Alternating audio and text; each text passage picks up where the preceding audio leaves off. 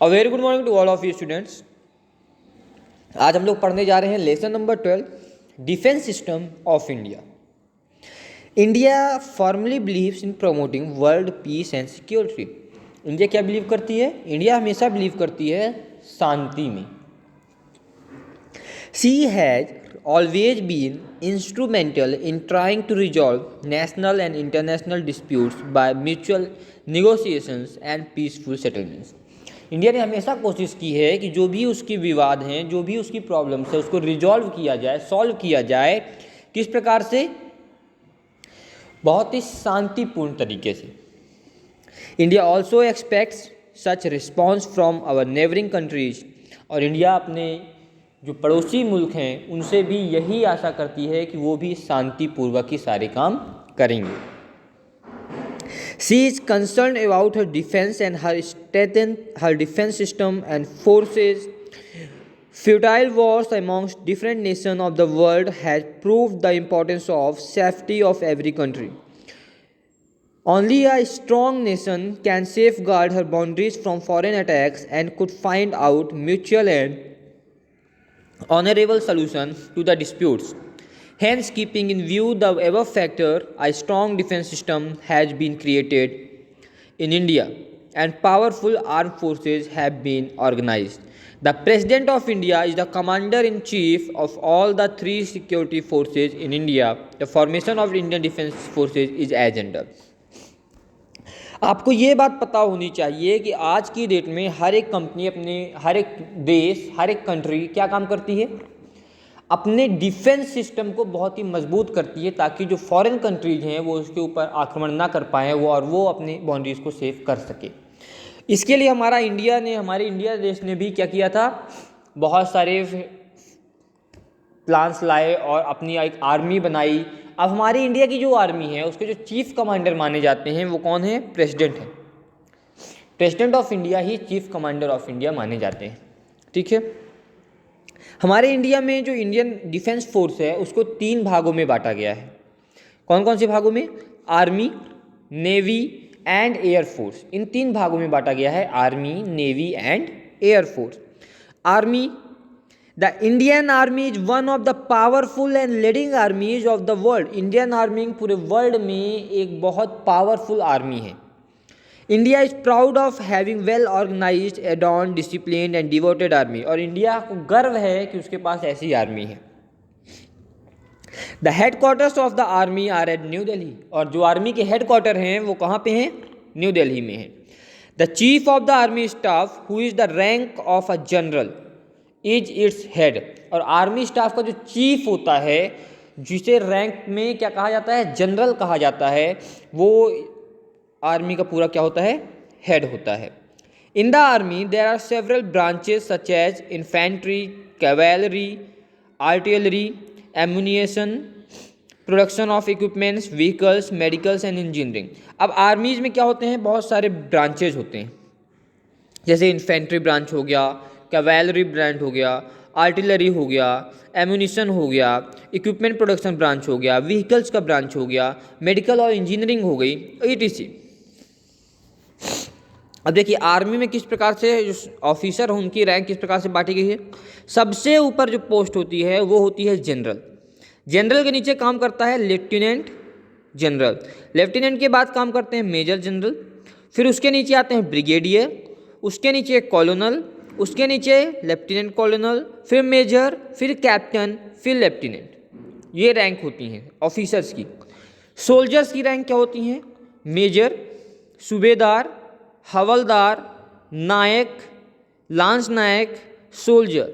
ये सोल्जर्स की रैंक होती हैं। ऊपर से नीचे की तरफ जाते जाते रैंक कम होती चली जाती है। ठीक है, यहाँ पे जो टेबल बना हुआ है इसमें आप लोग ध्यान देना, ऊपर से नीचे जब हम लोग जाते हैं तो रैंक कम होती हुई जाती है।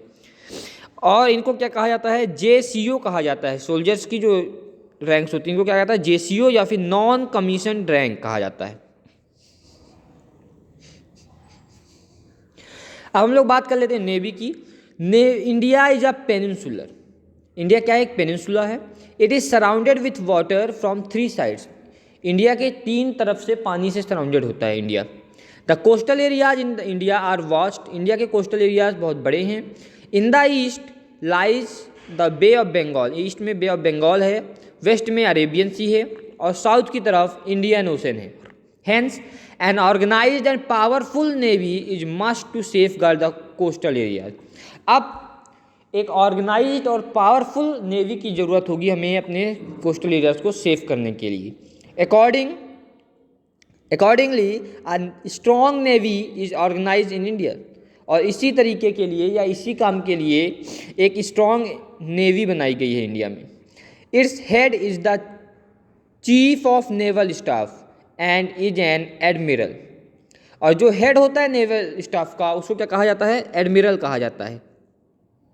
The naval organisation has been divided into 3 area, और जो नेवल ऑर्गेनाइजेशन होता है वो 3 एरिया में डिवाइडेड है। पहला ईस्टर्न नेवल कमांड जो विशाखापट्टनम में है, दूसरा वेस्टर्न नेवल कमांड जो मुंबई में है, तीसरा सदर्न नेवल कमांड जो कोचिन में है। Every command has its own chief officer, और हर एक कमांड के पास उसका खुद का एक चीफ ऑफिसर होता है।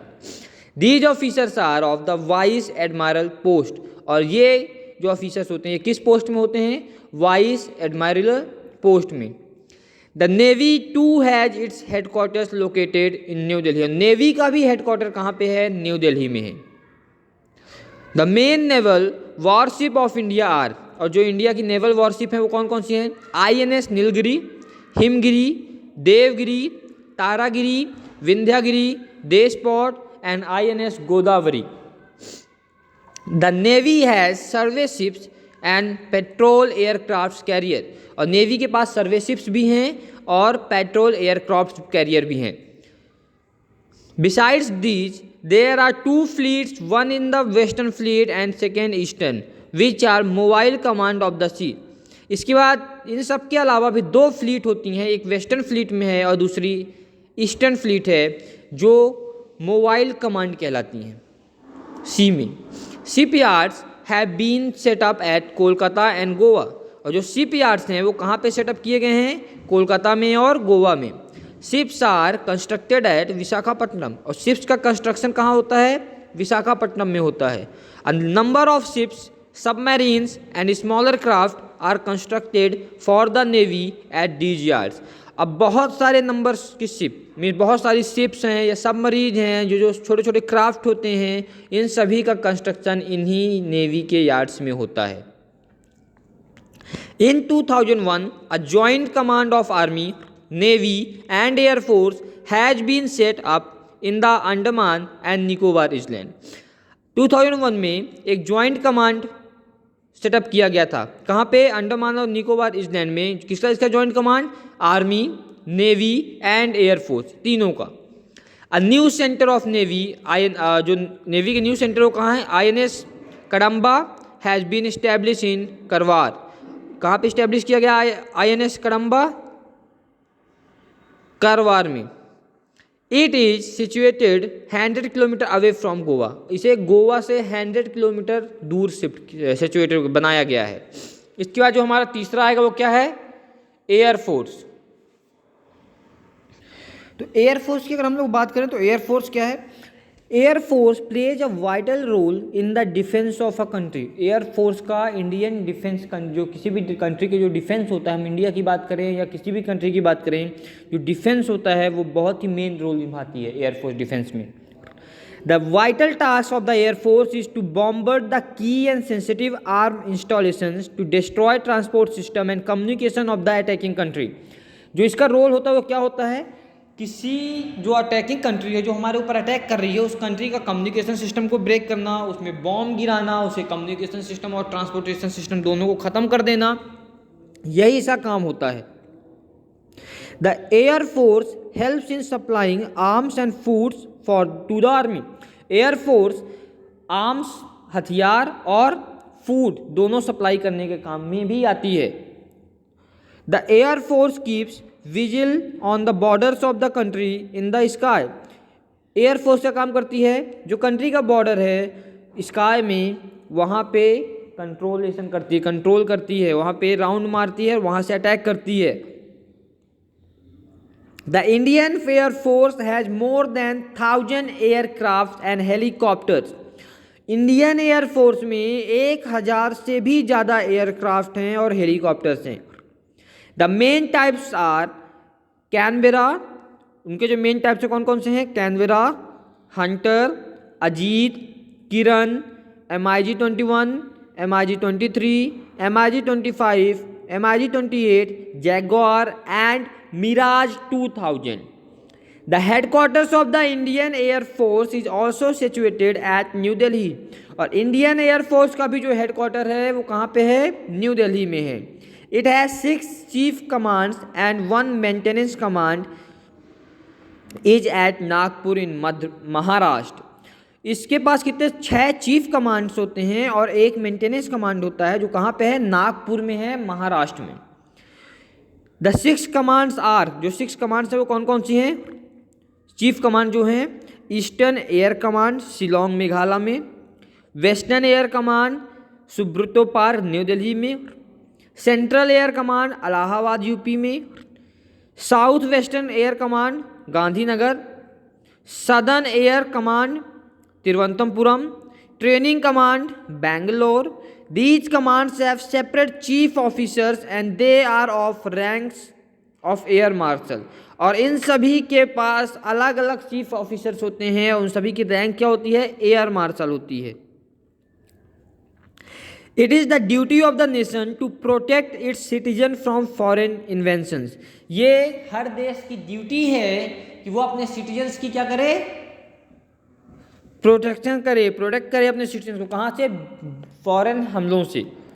It is also the duty of citizens to protect the unity and integrity of the country. और ये सिटीजन्स की भी ड्यूटी होती है कि वो देश की एकता को बनाए रखें। The armed forces are organise to protect the freedom and supremacy of the country. और जो आर्म फोर्सेज है उसको इस प्रकार से ऑर्गेनाइज किया गया है कि वो अपने देश की फ्रीडम और सुप्रीमेसी को प्रोटेक्ट करें। The functions of Indian forces are crucial because, अब इसके फंक्शंस इंडियन फोर्सेस क्या होते हैं? क्रूशियल होते हैं। ऐसे क्यों होते हैं? India is a vast country and its border touches. India एक बड़ी कंट्री है, उसके बॉर्डर कहाँ कहाँ टच करते हैं? पाकिस्तान, चाइना, नेपाल, बांग्लादेश, म्यांमार, इन सभी बॉर्डर्स को टच करती है इंडिया की border. The number of Indian force is the largest after China, Russia and Korea. China, Russia और कोरिया के बाद जो बड़ी ताकत है फोर्स की, जो बड़ी फोर्स है वो किसकी है? वो इंडिया की है। अगर हम लोग एयरफोर्स की रैंक की बात करें तो जो ऑफिसर्स की रैंक वो कैसी है? Air chief master marshal, air marshal, air vice marshal, air commander, group captain, wing commander, squadron का leader, flight lieutenant and flying officer. Soldiers की क्या रैंक है?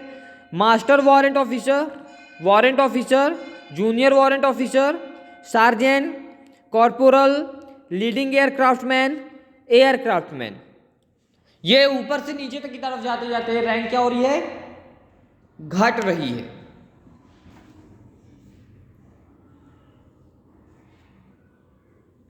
Role of defence forces during peace. शांति के समय रोल क्या होता है डिफेंस फोर्सेज का? Beside defence of the country from inventions, the defence forces also deployed in a number of other ways for the service of the community such as at the time of flood. अब मान लो कहीं युद्ध नहीं चल रहा है तब भी जो डिफेंस के काम होते हैं तो क्या काम होते हैं? मान लो कहीं पे फ्लड आ गया तो वहाँ पे रेस्क्यू काम करती है डिफेंस। अर्थक्वेक आ गया तो वहाँ काम करती है। कोई भी नेचुरल कैलामिटीज है, एक्सीडेंट है, वहाँ पे भी डिफेंस का काम होता है, आर्मी का काम होता है। They have also assisted the UN in peace keeping activities in different countries of the world. इसके बाद वो UN की क्या करती हैं? मदद भी करती हैं शांति बनाए रखने में। डिफरेंट कंट्रीज में, अलग अलग कंट्रीज में वर्ल्ड के शांति बनाए रखने के लिए UN की मदद भी करती हैं। For example, our forces have rendered admirable services in Korea, Gaza strip, Lebanon, Congo, Yemen and other places. हमारी जो फोर्स है उसके कहाँ कहाँ एडमायरेबल सर्विसेज अभी अभी थी? कोरिया में थी, गाजा में थी, स्ट्रिप, लेबानन, कॉन्गो, यमन और भी कई प्लेसेज में थी। The security of a country depends on the awareness of its citizen, sacrifice, devotion and powerful forces. इससे क्या पता चलता है हमें, जो किसी देश की सिक्योरिटी है वो किस में डिपेंड करती है, सिटीजन्स की अवेयरनेस पे, सेक्रीफाइस पे, डिवोशन पे और पावरफुल फोर्सेस पे भी डिपेंड करती है।